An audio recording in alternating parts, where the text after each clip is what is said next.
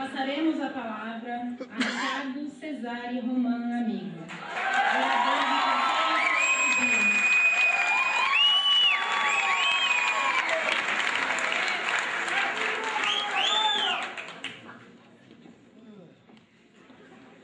Boa noite, formandos, boa noite, pais, boa noite à banca. Bom, eu queria falar antes de tudo que é César. Depois eu queria falar, então chama atenção para essa escada muito bem planejada, que ou você anda com 2 passinhos curtos ou com um passômetro. Mas, bom,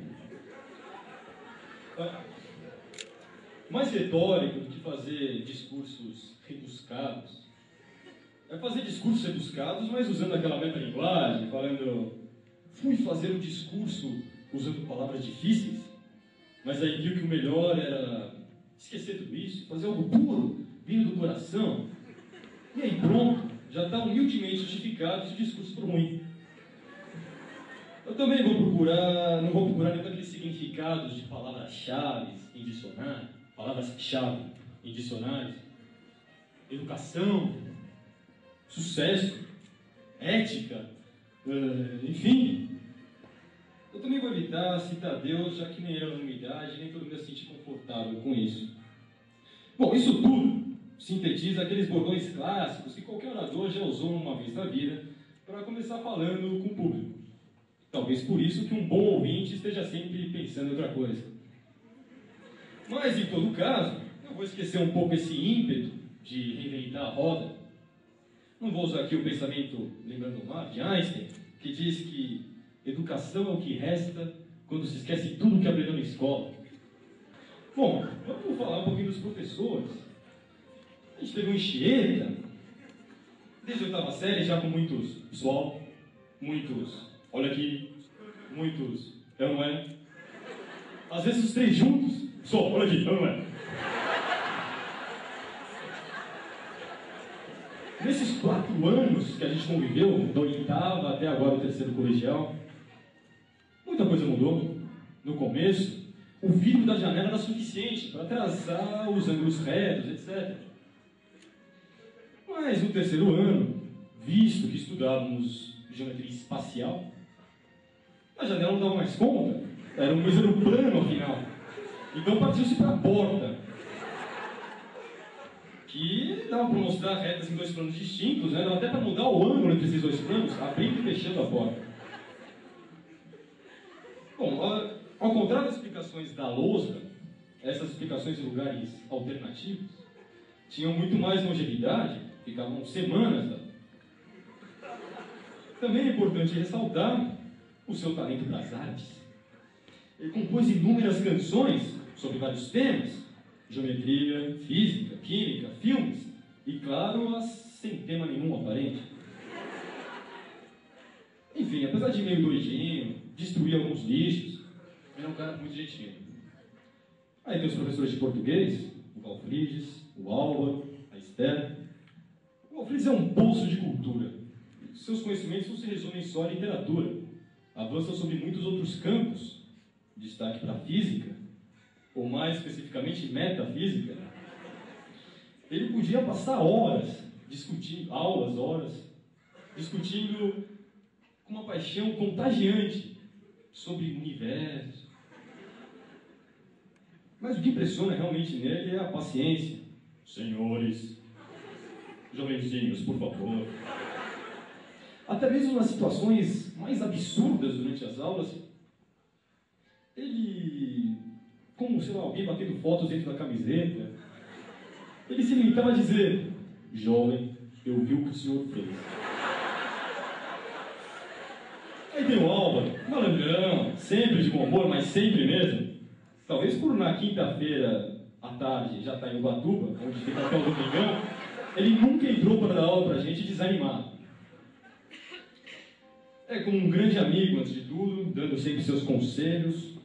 Além disso, ele fugiu de todos os jogos de futebol que marcamos até hoje.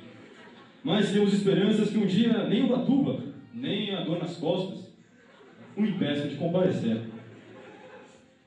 Então, seguindo em frente, temos a nossa deveras querida professora Ted, de Geografia, que é das mais interessadas e objetivas do corpo docente.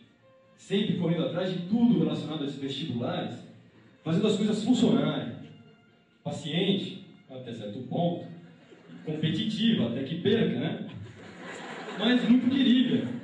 Até porque a culpa do trabalho, do churrasco comemorativo do prêmio da Mauá não ter ocorrido, não foi dela. Então, vamos absolver. Mas eu garanto que se o nosso grupo tivesse ganho, a gente honraria a palavra. Lá no riscal está marcado já.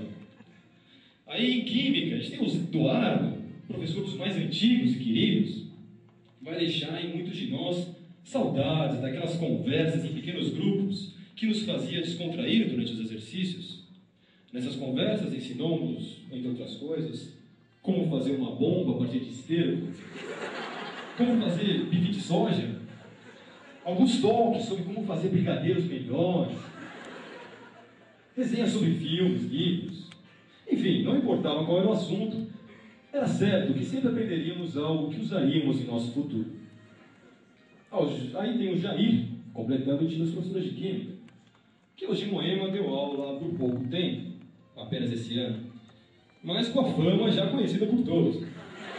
Não essa, a de grande professora. Rapidamente ganhou a simpatia de todos nós. Então, partimos para o Zé Roberto de História. Muito querido, um grande professor que infelizmente nos deu aula só esse último ano. No fim, ele acabou se acostumando, ou se conformando, com as brincadeirinhas infames com nomes de personalidades. Tinha o Wolverine, o Gables, lasanha, jugular, etc.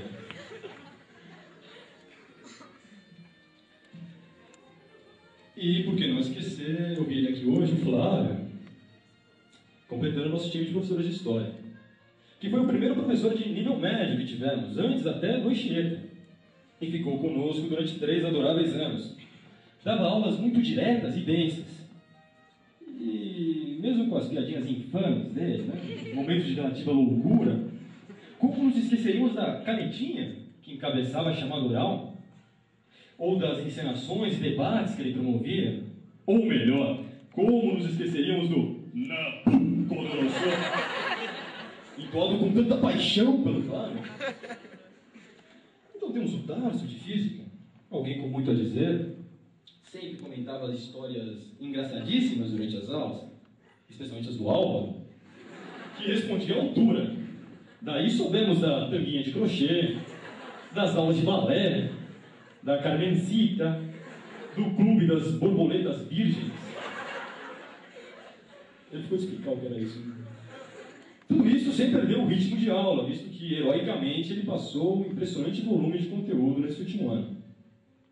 Aí tem os nossos professores de biologia, o Ricardo, o Omar, por que não o Daniel? O Daniel?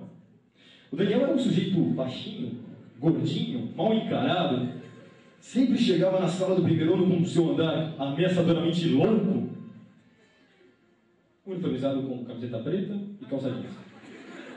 A camiseta ele devia até lavar durante a semana, trocar, um armário cheio delas. Mas a calça jeans eu duvido.